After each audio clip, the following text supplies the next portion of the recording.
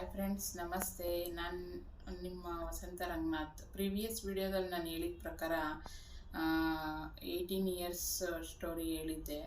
16 ವರ್ಷ ಸಫರ್ ಮಾಡಿ 2 ವರ್ಷ ಲೈಫ್ ಸ್ಟೈಲ್ ಚೇಂಜ್ ಮಾಡಿಕೊಂಡು ಸಕ್ಸಸ್ ಆಗಿದ್ದ ಸ್ಟೋರಿನ ನೆಕ್ಸ್ಟ್ ವಿಡಿಯೋದಲ್ಲಿ ಹಂಚ್ಕೊತೀನಿ ಅಂತ.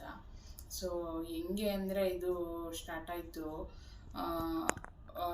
36 ವರ್ಷ ಇದ್ದಾಗ. ನನಗೆ 36 ಇಯರ್ ಇದ್ದಾಗ ತೋರಿಸಿ ಸಾಕಾಗಿತ್ತಲ್ಲ, ಆಲ್ರೆಡಿ ಹೇಳ್ದಾಗೆ ಲಾಸ್ಟ್ ವಿಡಿಯೋದಲ್ಲಿ. ಸೊ ಗೈನಕಾಲಜಿಸ್ಟ್ ಕಮ್ ನ್ಯೂಟ್ರಿಷನಿಸ್ಟನ್ನ ಕನ್ಸಲ್ಟ್ ಮಾಡಿದೆ ನಾನು, ಫರ್ಟಿಲಿಟಿ ಪರ್ಟಿಕ್ಯುಲರ್ ಆಗಿ. ಅವ್ರು ಬಂದು ನನಗೆ 36 ಇಯರ್ಸ್ ಏಜ್ ಇದ್ದಾಗ ಭಯ ಇತ್ತು ನನಗೆ. ಏನು ಎಲ್ಲ ಡಾಕ್ಟರ್ಸ್ ಹೇಳೋ ಪ್ರಕಾರ 35+ ಆದಮೇಲೆ ಹೆಲ್ದಿ ಮಗು ಆಗೋದು ತುಂಬ ಕಷ್ಟ, ಡಿಫೆಕ್ಟ್ ಇರುತ್ತೆ ಮಗು ಆದರೂ ಕೂಡ ಹೆಲ್ದಿಯಾಗಿರಲ್ಲ, ಆ ಥರ ಎಲ್ಲ ಜನರಲಾಗಿ ನಾವು ಓದ್ತಾ ಇದ್ವಿ, ನೋಡ್ತಾ ಇದ್ವಿ, ಪ್ಲಸ್ ಹೇಳ್ತಾಯಿದ್ರು ಕೂಡ ಡಾಕ್ಟ್ರುಗಳು. ಸೊ ಹಂಗಾಗಿ ಆ ಮೇಡಮ್ಗೆ ಕೇಳಿದೆ ನಾನು, ಮೇಡಮ್ ಈ ಥರ ಇದೆಯಲ್ಲ ಹೆಂಗೆ ಅಂತ. ಅವ್ರಿಗೆ ಒಂದು ಕಾನ್ಫಿಡೆನ್ಸ್, ಅವ್ರ ಪೇಷಂಟ್ಗೆಲ್ಲ ಅದೇ ಥರ ಹೇಳ್ತಾರೆ. ನನಗೆ ಆ ಥರ ಏಜಿಂದು ಕೇಳಿದ್ದಕ್ಕೆ ಮೇಡಮ್ ಹೇಳಿದ್ರು, ಅದು ಜಸ್ಟ್ ನಂಬರ್ ಅಷ್ಟೇ ಅಂತ ಹೇಳಿದ್ರು. ಎಷ್ಟು ನೀಟಾಗಿ ಹೇಳಿದ್ರು ಅವರು ಅಂತಂದರೆ, ನನಗೊಂದು ಅವತ್ತೇ ಸ್ಟಾರ್ಟ್ ಆಯಿತು, ನನಗೆ ನೆಕ್ಸ್ಟ್ ಒಂದು ಲೈಫ್ ಇದೆ, ನೆಕ್ಸ್ಟ್ ಒಂದು ನಾನು ಒಂದು ಮಗುಗೆ ತಾಯಿ ಆಗ್ಬೋದು ಅಂತ ಒಂದು ಕಾನ್ಫಿಡೆನ್ಸ್ ಬಂತು. ಅವ್ರು ಹೇಳಿದ್ದು ಫ್ರೆಂಡ್ಸ್, ಅವ್ರು ಹೇಳಿದ್ದು ಎಷ್ಟು ಕಾನ್ಫಿಡೆನ್ಸ್ ಬಂತು ಅಂತಂದರೆ, ಏಜ್ ಮ್ಯಾಟ್ರ್ ಆಗಲ್ಲ ಅಂತ ತುಂಬ ಕಾನ್ಫಿಡೆನ್ಸ್ ಬಂತು. ಅದೊಂದು ವಿಷಯ ನನಗೊಂದು ಹೊಸ ಇನ್ಸ್ಪಿರೇಷನ್ನು.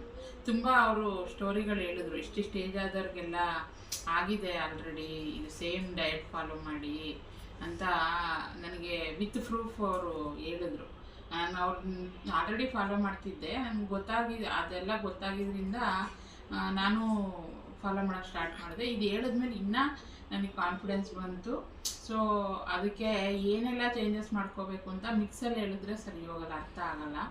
ಸೊ ನಾನು ಏನೇನು ಮಾಡಿಕೊಂಡೆ ಅಂದರೆ, ಫಸ್ಟು ಅಡುಗೆ ಮನೆಯಲ್ಲಿ ಒಳ್ಳೆಯ ಒಂದು ಆರೋಗ್ಯಕ್ಕೆ ಏನೆಲ್ಲ ನಾವು ಈಗ ಪ್ರೆಸೆಂಟ್ ಏನೆಲ್ಲ ಚೇಂಜ್ ಮಾಡ್ಕೋಬೇಕು ಅಂತ ಅಂದರೆ ಏನು ಮಾಡಿಕೊಂಡೆ ಅಂದರೆ, ಮೇಯ್ನ್ ಇಂಗ್ರೀಡಿಯೆಂಟ್ ಎಣ್ಣೆ. ಫಸ್ಟ್ ಪ್ರಿಯಾರಿಟಿ ಎಣ್ಣೆಗೆ. ಅಡುಗೆಯಲ್ಲಿ ಬಳಸೋ ಎಣ್ಣೆನ ಚೇಂಜ್ ಮಾಡ್ಕೋಬೇಕು.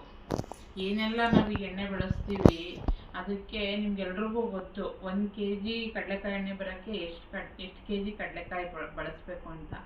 ಆ ಥರ ರೆಡಿಯಾಗಿ ಬರಲ್ಲ ಅದು. ಸೊ ಹಂಗಾಗಿ ಡೈರೆಕ್ಟು ಗಾಣದಲ್ಲಿ ನಾವೇ ತೊಗೊಂಡೋಗಿ ಅರಸ್ಕೊಂಡು ತಿನ್ನೋಕ್ಕೆ ಸ್ಟಾರ್ಟ್ ಮಾಡಿದ್ವಿ, ಎಣ್ಣೆ ಬದಲಾಯಿಸ್ಕೊಂಡ್ವಿ.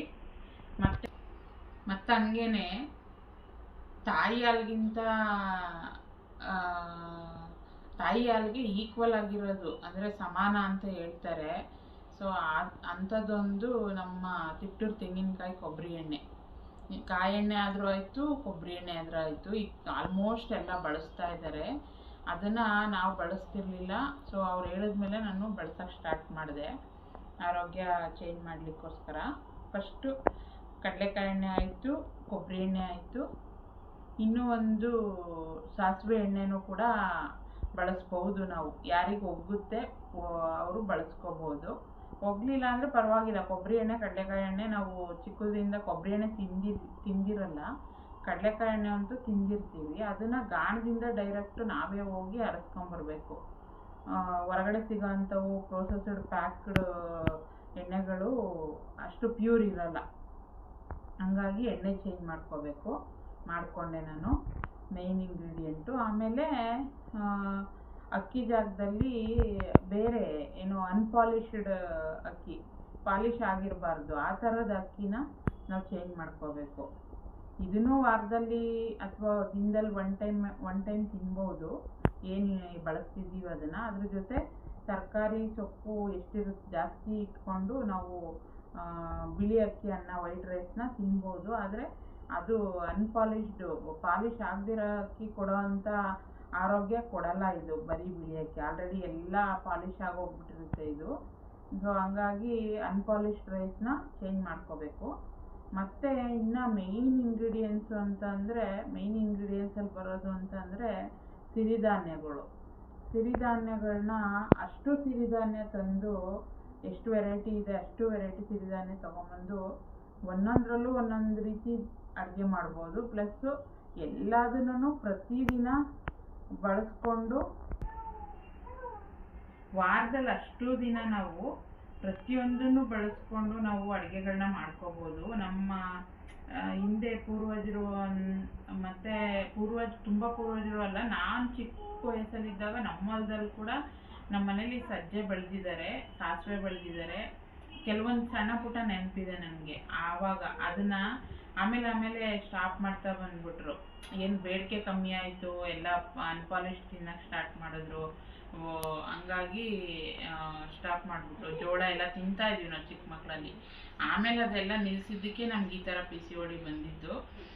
ಹಂಗಾಗಿ ಇವಾಗ ಸಿರಿದ ಎಣ್ಣೆ ಆಯಿತು, ಅಕ್ಕಿ ಆಯಿತು. ಅಕ್ಕಿನಲ್ಲಿ ಇನ್ನೂ 3-4 ಥರ ಇದೆ. ಬ್ರೌನ್ ರೈಸು, ರೆಡ್ ರೈಸು, ಮತ್ತು 3-4 ಥರ ಅಲ್ಲ, ತುಂಬ ಥರ ಇದೆ. ಮೇಯ್ನಾಗಿ ಅನ್ಪಾಲಿಶ್ಡು ಯಾವ ರೈಸಾರು ತಿನ್ನಿ, ಅನ್ಪಾಲಿಶ್ಡ್ ಅಕ್ಕಿ ತಿನ್ನಬೇಕು. ಮತ್ತು ಸಿರಿಧಾನ್ಯಗಳು ಅಷ್ಟು ಎಷ್ಟು ವೆರೈಟಿ ಇದೆ ಅಷ್ಟು ತೊಗೊಂಬಂದು ಡೈರೆಕ್ಟು ಮಿಕ್ಸ್ ಮಾಡ್ಕೋಬಾರ್ದು. ಒಂದರಲ್ಲೊಂದು ಡೈರೆಕ್ಟು ಒಂದೊಂದನ್ನೇ ಒಂದೊಂದು ಇಂಗ್ರೀಡಿಯೆಂಟ್ ಒಂದೊಂದು ಖಾದ್ಯಗಳನ್ನ ಮಾಡಿಕೊಂಡು ತಿನ್ನಬೇಕು ನಾವು. ಈಗ ಎಲ್ಲರೂ ತಲೆನಲ್ಲಿರೋದು ಸಿರಿಧಾನ್ಯ ಅಂದರೆ ಈಟು ಅಂತ ಮಾತಾಡ್ಕೋತಾರೆ. ಉಷ್ಣ ಈಟ್ ಆಗಿಬಿಡುತ್ತೆ, ನಮಗೆ ಕಾನ್ಸ್ಟಿಪೇಷನ್ ಪ್ರಾಬ್ಲಮ್ ಬರುತ್ತೆ ಸಿರಿಧಾನ್ಯ ತಿಂದರೆ ಅಂತ.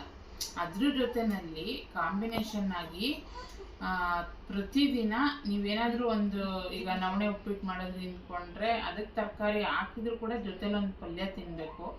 ಆ ಥರ ಮೊಸರು, ಮಜ್ಜಿಗೆ, ಪಲ್ಯ, ಸೊಪ್ಪಿನ ಪಲ್ಯ, ತರಕಾರಿ ಪಲ್ಯ ಈ ಥರ ಜೊತೆಲಿ ತಿನ್ಕೊತ ಬಂದರೆ ಯಾವ ಈಟು ಆಗಲ್ಲ, ಯಾವ ಕಾನ್ಸ್ಟಿಪೇಷನ್ ಪ್ರಾಬ್ಲಮ್ಮು ಆಗಲ್ಲ, ಏನೂ ಆಗಲ್ಲ. ಇದು ಬರೀ ಫರ್ಟಿಲಿಟಿ ರಿಲೇಟೆಡ್ ಮಕ್ಕಳಿಲ್ದಿರೋರಿಗೆ ಅಲ್ಲ, ಇದು ಆರೋಗ್ಯ. ಪ್ರತಿಯೊಬ್ಬರಿಗೂ ಆರೋಗ್ಯ ಚೆನ್ನಾಗಿರಬೇಕು ಅಂದರೆ ಇಷ್ಟೆಲ್ಲ ಅಡುಗೆ ಮನೇಲಿ ಇನ್ನೂ ಇದೆ, ಹೇಳ್ತೀನಿ. ಒಂದೇ ವಿಡಿಯೋದಲ್ಲಿ ತುಂಬ ಹೇಳೋಕ್ಕಾಗಲ್ಲ. ಸೊ ಇಷ್ಟು ಹೇಳ್ಕೊಂಡು ನೆಕ್ಸ್ಟು ಏನೆಲ್ಲ ಚೇಂಜ್ ಮಾಡ್ಕೋಬೇಕು ಅಂತ ಹೇಳ್ತೀನಿ.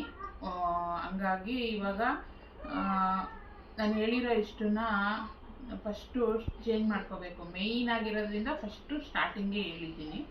ಇಷ್ಟು ಚೇಂಜ್ ಮಾಡಿಕೊಂಡು ನೆಕ್ಸ್ಟ್ ವಿಡಿಯೋದಲ್ಲಿ ನಾನು ಯಾವ ಥರ ದಿನಚರಿ ಸ್ಟಾರ್ಟ್ ಮಾಡಬೇಕು ಅಂತ ಹೇಳ್ತೀನಿ. ಸೊ ಹಂಗಾಗಿ ಎಷ್ಟೊಂದು ಜನ ನೋಡ್ತಿದ್ದೀರಾ ನನ್ನ ವಿಡಿಯೋನ. ಲಾಸ್ಟ್ ವಿಡಿಯೋ, ಪ್ರೀವಿಯಸ್ ಮಾಡಿದ ವಿಡಿಯೋ ತುಂಬ ಜನ ನೋಡಿದ್ದೀರಾ. ಬಟ್ ಸಬ್ಸ್ಕ್ರಿಪ್ಷನ್ ಕಡಿಮೆ ಆಗಿದೆ. ಸಬ್ಸ್ಕ್ರೈಬ್ ಮಾಡ್ಕೊಂಡು ನೋಡಿ. ಒಬ್ಬರು ಸಬ್ಸ್ಕ್ರೈಬ್ ಮಾಡಿದ್ರೂ ಕೌಂಟ್ ಆಗುತ್ತೆ ಅದು. ಹಾಗೆ ಸಬ್ಸ್ಕ್ರೈಬ್ ಮಾಡಿ, ಹಾಗೆ ಲೈಕ್ ಮಾಡಿ, ಶೇರ್ ಮಾಡಿ, ಕಮೆಂಟ್ ಕೂಡ ಮಾಡಿ.